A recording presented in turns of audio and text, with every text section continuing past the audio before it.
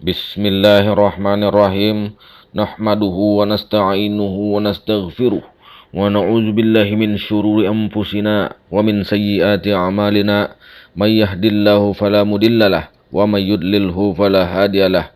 Asyhadu an la ilaha illallah wa asyhadu anna Muhammadar Rasulullah. Rabbi shrah li sadri wa yassir li amri wahlul 'uqdatam min lisani yafqahu qawli. Rabbi ighfirli wa liwalidayya warhamhuma kama rabbayani shaghira. Assalamualaikum warahmatullahi wabarakatuh. Zahiru Rabbi wal batinu abdi. Zahir Tuhan itu ada pada batin hamba. Jadi kenyataan Tuhan ada pada hambanya. Al insanu sirri wa ana sirruhu wa sirri wa sifati wa sifati la ghairi. Insan itu adalah rahasiaku dan aku pun rahasianya. Rahasia itu adalah sifatku. Sifat itu tiada lain daripada aku. Insan dan Tuhan saling rahasia merahasiakan, tidak boleh diucapkan di depan umum karena akan menimbulkan fitnah bagi orang yang tidak memahaminya. Nyata Adam atau insan, Muhammad, Allah adalah merupakan satu dalam pandang hakikat. Tidak boleh juga kita sebutkan bahwa kita bersatu dengan Allah. Memang agak membingungkan dari orang kebanyakan. Dikatakan satu, tapi tidak boleh bersatu. Dekat tapi tidak bersentuh. Jauh tapi tidak berjarak. Nyatanya Allah pada hamba seperti dekatnya warna hitam di mata dengan yang putih. Huwal awwalu huwal akhiru huwaz zahiru wal batinu. Dialah yang awal, dialah yang akhir, dialah yang zahir, dialah yang batin. Maka di mana kita? Karena Allah sudah menjadi yang awal, menjadi yang akhir, menjadi yang zahir, dan menjadi yang batin. Kita duduknya la haula wala quwata illa billahil aliyyil azim. Kita katakan Muhammad, tapi bukan menyebutkan Nabi Muhammad yang di Madinah. Tapi Nabi Muhammad adalah contoh tauladan yang harus kita ikuti. Contoh suri tauladan untuk menjadi diri Muhammad. Contohlah Nabi Muhammad yang sempurna. Itulah cahaya kita pribadi. Karena itulah yang menjadi utusan. Dengan cahaya itulah adanya tandanya Tuhan. Katanya Allah lagi, aku adalah suatu perbendaharaan yang tersembunyi. Aku ingin dikenal, maka kujadikan makhluk supaya mereka mengenal aku. Kita pandang dengan rasa batin kita. Bahasanya lam yajuk lam yadrib. Siapa yang tidak merasa pasti tidak akan tahu. Belum akan mengetahui apabila masih tidak ada merasa. Dan belum akan memperoleh maqam arif billah apabila masih belum merasa. Masih berdosa kita, masih banyak dosa kita apabila kita tidak bisa suhud merasa bahwa segala perbuatan adalah perbuatan Allah.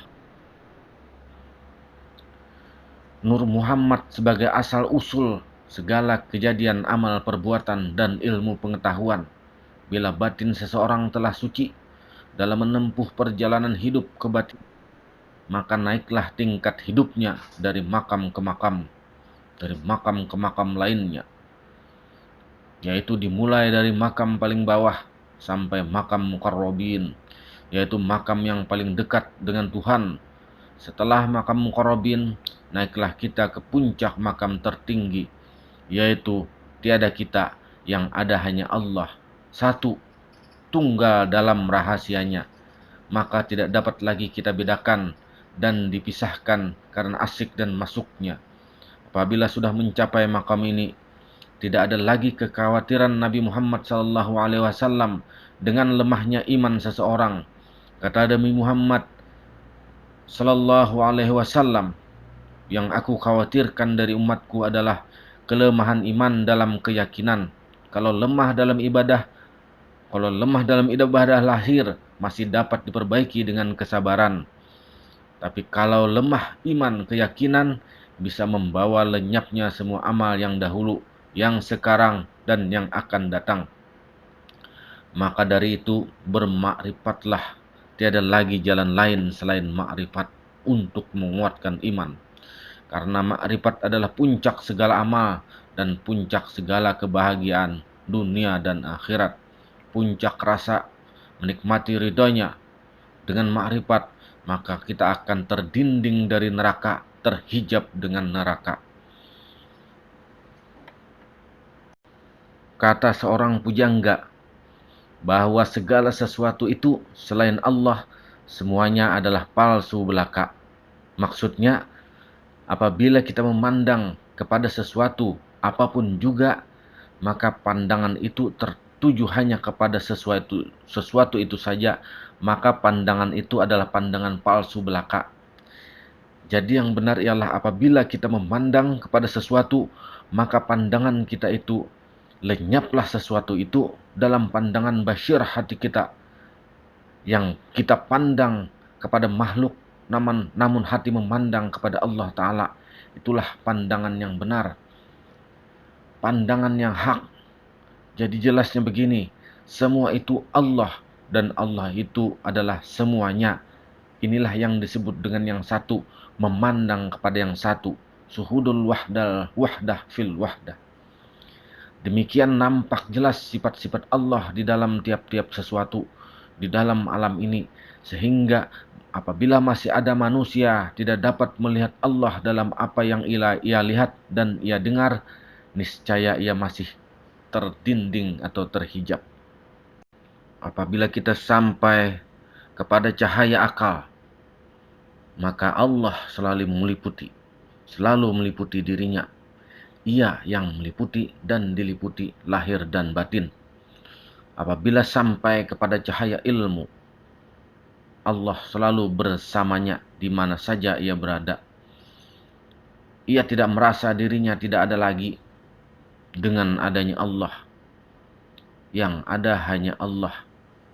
Makhluk tiada. Karena pada hakikatnya makhluk ini fana.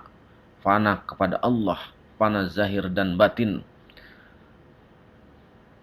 Karena orang ahli hakikat itu hanya melihat kepada Allah saja. Walaupun matanya terbelalak melihat segala sesuatu. Melihat alam. Orang seperti itu bukanlah tidak melihat.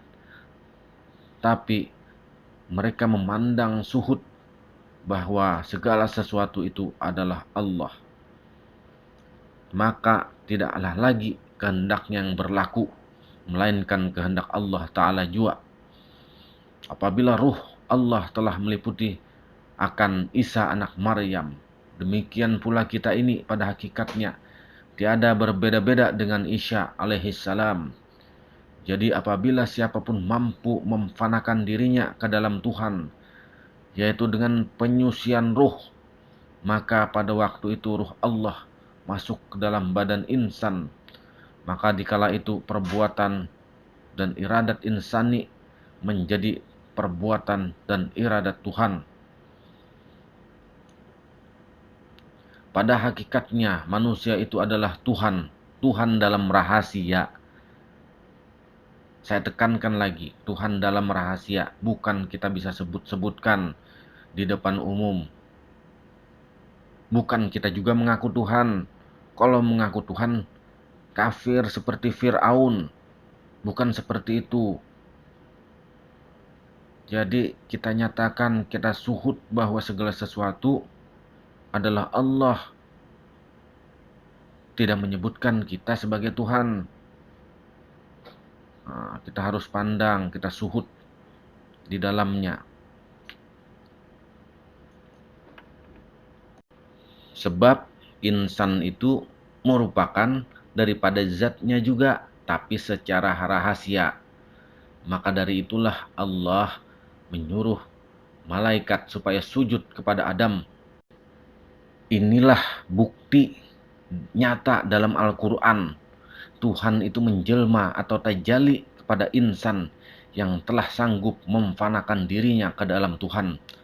Sehingga mendapat bako billah di dalamnya.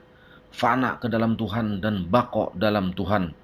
Cinta ke dalam Tuhan adalah kecintaan Tuhan. Demikianlah, semoga bermanfaat. Subhanakallahumma wa bihamdik asyhadu an la ilaha illa anta astaghfiruka wa atubu ilaik. Assalamualaikum warahmatullahi wabarakatuh.